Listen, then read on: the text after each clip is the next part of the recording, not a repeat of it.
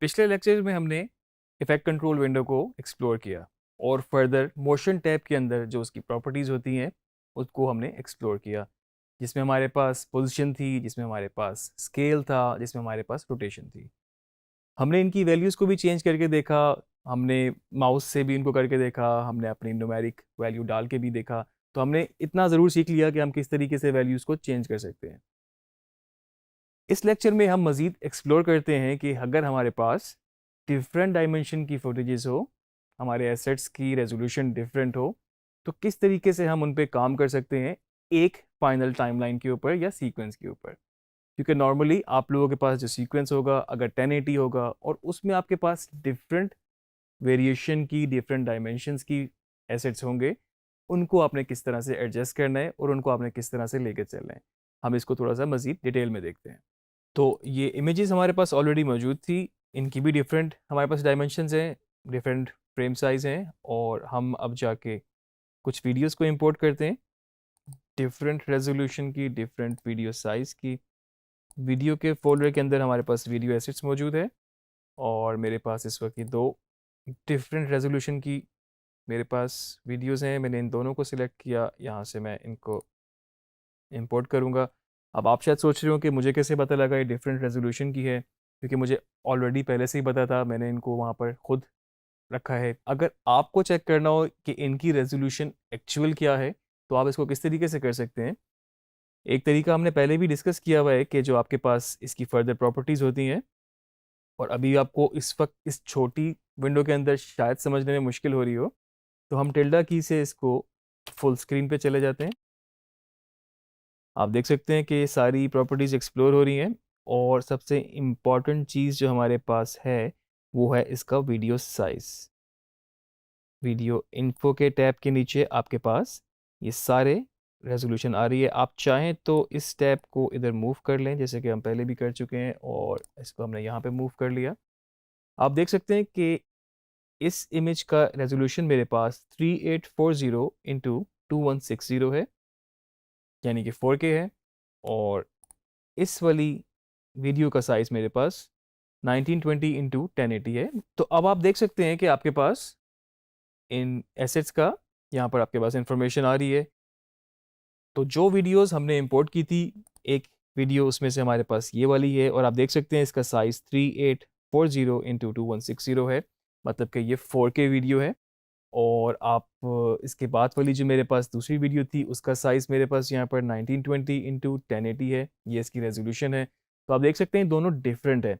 और सबसे इम्पोर्टेंट चीज़, जो आपके पास आपकी टाइमलाइन है, जो सीक्वेंस है, उसकी आपके पास रेजोल्यूशन जो आ रही है वो 1920 इंटू 1080 आ रही है। और ये वही टाइमलाइन है जिसके ऊपर आप काम कर रहे हैं और आपको इसी रेजोल्यूशन में ही आउटपुट चाहिए।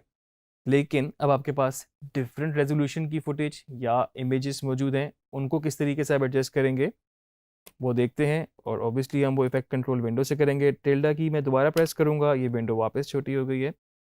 और अगर मुझे इसमें से कोई सिलेक्टिव पीस चाहिए, मैंने डबल क्लिक किया, प्ले किया, और इस लेडी बग की ये बड़ी खूबसूरत सी फुटेज है और मैंने यहाँ पर इसको आउट पॉइंट लगा लिया। इस एरिया में से ड्रैग करूँगा टाइमलाइन पे, ये मेरे पास टाइमलाइन पर आ गई। आप देख सकते हैं कि इस सोर्स विंडो में आपके पास ये फुल वीडियो इस तरह से आ रही है और वही सेम वीडियो आपके पास आपके प्रोग्राम मॉनिटर में इस तरह से आ रही है। कुछ क्रॉप सा है, इसमें डिटेल्स कट गई हैं साइड से, क्योंकि ये आपके पास 4K है जिसका साइज़ बड़ा है और आपकी टाइमलाइन जो है वो 1920 इंटू 1080 मतलब कि HD है। दूसरी फाइल मेरे पास HD में ही थी ऑलरेडी, इसको मैंने प्ले किया, इन पॉइंट लगाया और जहाँ तक मुझे ये फाइल चाहिए मैंने आउट पॉइंट लगाया और इसको भी टाइमलाइन पर ड्रैग करके मैं ले गया। अब आप इन दो फुटेज को देख सकते हैं। मैं इनको अगर प्ले करूं तो जो फुटेज ऑलरेडी 1080 थी, 1920 इंटू 1080 थी, वो टाइमलाइन पे पूरी आई है और ये वाली आपके पास पूरी नहीं आई। अब इसको यहाँ पर एडजस्ट करने के लिए आप यहाँ से इसको सिलेक्ट करेंगे, इफेक्ट कंट्रोल विंडो के अंदर जाएंगे।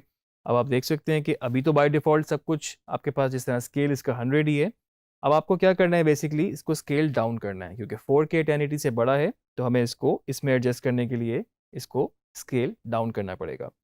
यहाँ से वैल्यूज़ को मैं कम करना शुरू करता हूँ, और आप देख सकते हैं कि इस वक्त इसके राइट लेफ्ट अभी ये इतनी छोटी हो रही है कि ब्लैक नज़र आ रहा है, तो आपने ऑब्वियसली इसको इसके अंदर एडजस्ट करना है उस हिसाब से कि वो ब्लैक नज़र ना आए। तो एक्चुअली ये बिल्कुल आपके पास इस वक्त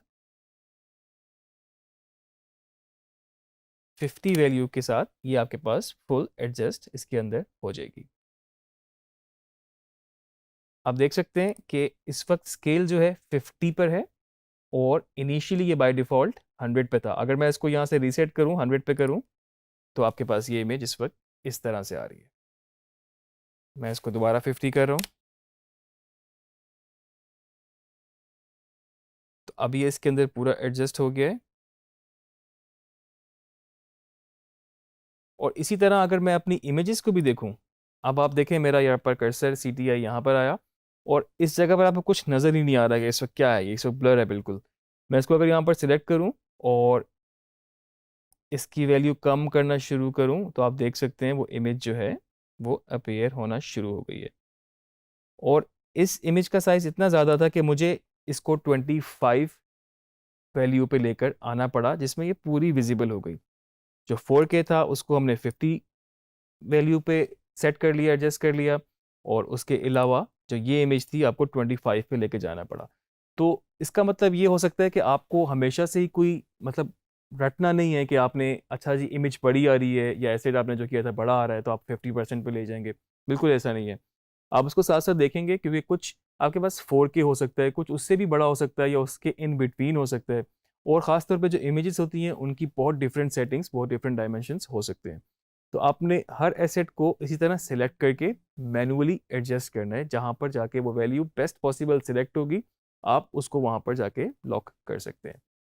जिस तरह के अभी आपके पास 25 करने से ऊपर और नीचे ब्लैक भी आ गया है। अगर आप चाहते हैं कि थोड़ा सा राइट और लेफ्ट इसकी डिटेल जूम और कर लें, तो आप इसको 25 से ज़्यादा, आप 30 में भी ब्लैक आ रहा है, आप इसको 35 पे हम ले गए। लेकिन अभी आपके पास ये जो एक इमेज में एक बटरफ्लाई है, ये कट रही है। हम इसको अगर अब हम पोजीशन से यूज़ कर रहे हैं इसको, और हमने इसको पोजीशन के थ्रू थोड़ा सा लेफ्ट पे प्लेस कर दिया है। आप देख सकते हैं कि जो इमेज आपके पास बिल्कुल ही सिर्फ ये ब्लर एरिया नज़र आ रहा था, इस वक्त वो यहाँ पर एडजस्ट हो चुकी है। और अगर मैं इसको रीसेट करूं, आप देख रहे हैं वो ब्लर हो गया है। मैं इसको अंडू कर रहा हूं ताकि एक्चुअल वैल्यूज़ पर आ जाएं। दूसरा, इसमें आपको एक और बात भी मैं ऐड कर दूं कि बिल्कुल यहाँ पर जो मोशन का आपके पास टैब है पूरा, उसमें आपके पास यहाँ पर एक FX करके भी लिखा हुआ है। तो अगर मैं इस ऑप्शन को जब सिलेक्ट कर लूँगा, क्लिक कर लूँगा इस पर, तो आप देख सकते हैं कि इस वक्त जो जितनी भी प्रॉपर्टीज़ थी, जो भी हमने चेंजेस की थी, वो सारी हाइड हो चुकी हैं। यहाँ पर आपको ब्लैंक सा नज़र आ रहा है।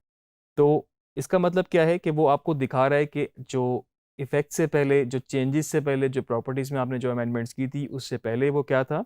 और अगर आप इसको यहाँ से ऑन कर लें, अब वो आपको वो चीज़ दिखा रहा है जो सारी चेंजेस आप कर चुके हैं, और आपको फाइनल इस तरह से नज़र आ रही है। तो इस तरह से आप क्विकली चाहें तो सारी इमेजेस को एडजस्ट कर सकते हैं। आपने ज़रूरी नहीं है कि बिल्कुल ही जो एक्चुअल साइज़ में एडजस्ट होता हो। अगर आपको लगता है ये थोड़ा सा फर्दर जूम इन करने से एक क्लोजअप शॉट बन सकता है, या मे बी कोई बिग क्लोजअप बन सकता है, तो आप इसको चाहें तो एडजस्ट कर लें। नेक्स्ट इमेज मेरे पास ये भी आप देख रहे हैं कि कट रही है इमेज, ये 100% ऐसी नहीं होगी। आप इसको अगर जूम आउट, आप इसको स्केल डाउन करें, तो आप देख रहे हैं कि अब ये इमेज अपेयर हो गई है। आप इसकी पोजीशन भी कर सकते हैं, और मे बी अगर आप चाहें तो इसमें रोटेशन को भी थोड़ा सा यूज़ करके कर सकते हैं। वैसे तो उसकी ओरिएंटेशन ही ऐसी थी कि वो थोड़ी सी टेढ़ी है, लेकिन आप इसको अगर सीधा करना चाहते हैं तो आप इसको रोटेशन से कर सकते हैं। आप देख सकते हैं इस वक्त ऑलमोस्ट वो एक ओरिएंटेशन वाइज सीधी है। राइट क्लिक, और यहाँ से रिपल डिलीट। अब आपके पास टाइमलाइन पर जितना भी सीक्वेंस है वो इस वक्त आप देख सकते हैं, ये सारी आपकी एसेट्स जो हैं इस वक्त आपने सिर्फ इस इमेज को छोड़ के, सिर्फ इस एसेट को छोड़ के, आपने सब में इफेक्ट कंट्रोल का सहारा लेते हुए पोजीशन, स्केल और रोटेशन को यूज़ किया। टाइमलाइन पे आप देख सकते हैं कि आपके पास ये FX छोटा सा लिखा हुआ है। इसको मैं चाहूँ तो जूम कर लूँ थोड़ा सा इस तरह, और जिस क्लिप के ऊपर आपने चेंजेस किए हैं अपने मोशन टैब में से, तो आप देख सकते हैं कि वो इस वक्त येलो हो चुका है, और जिस पे आपने नहीं किए थे वो इस वक्त बाय डिफ़ॉल्ट ग्रे होता है, और वो ग्रे ही है अभी तक। तो सब इमेजेस पे आपने चेंज कर लिया, सब वीडियो पे भी आपने चेंज कर लिया, आपके ये बिल्कुल सेटिंग इस वक्त जो है ओके है। अगर आप चाहें तो जो ऑलरेडी फिट इन है थोड़ा सा इसको भी करना चाहें तो कर सकते हैं, क्योंकि बाज़ दफ़ा आपको करना मजबूरी भी होता है। मिसाल के तौर पे आपने एक ऐसा शॉट लिया और मे बी आपने ऊपर एक बूम माइक यूज़ किया हुआ था जो कि टॉप पे था, और शायद वो थोड़ा सा फ्रेम में नज़र आ गया जो कि आप चाहते हैं कि वो ना आए फ्रेम में, तो आपने उसको एक कुछ परसेंटेज तक उसको ज़रा स्केल अप कर लिया, और या फिर उसको पोजीशनिंग से आपने उसको थोड़ा सा अलाइन कर लिया, ऊपर या नीचे की तरफ आपने उसको सेट कर लिया।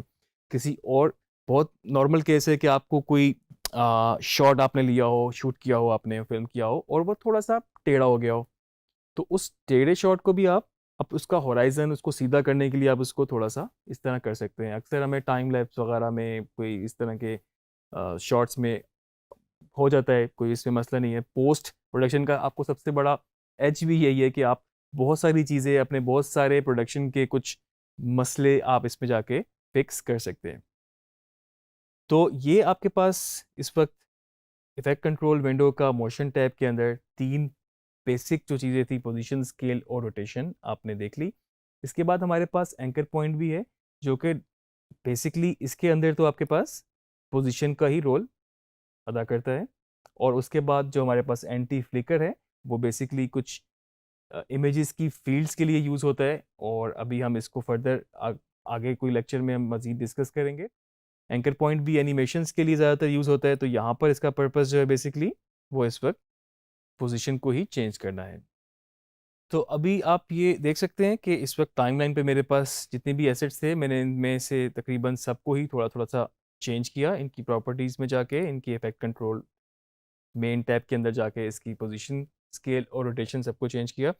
हम इस पे एक नज़र डालते भी हैं कि किस-किस तरह से क्या इम्पैक्ट हुआ। मुझे आइडिया है कि आपको बिल्कुल इनका इनिशियल जो इमेज था वो भी आपको पता होगा टाइमलाइन पे, अगर आप देख सकते हैं कि पहले क्या था और अब कितना ज़्यादा चेंज हो चुका है।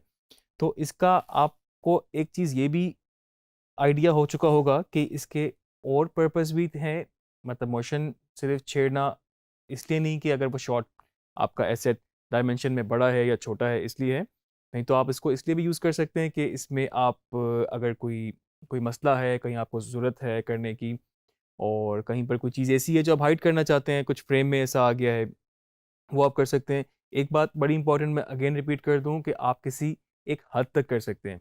आप बिल्कुल इस तरह नहीं कर सकते कि आपके पास एक लॉन्ग शॉट है और आपने उसको स्केल अप करके आपने उसको क्लोज़अप बना दिया। वो शायद फिज़िकली उस वक़्त तो वहाँ पे बन जाएगा, लेकिन अगर आप उसको नोट करेंगे तो वो पिक्सेलेट हो जाएगा, जो कि उसकी क्वालिटी डाउन हो चुकी होगी। तो आप इसको सिर्फ़ लिमिट लिमिट में रहते हुए बेसिकली यूज़ करेंगे, और जहाँ पर आपको ज़रूरत है वहाँ पर आप उसको यूज़ करेंगे।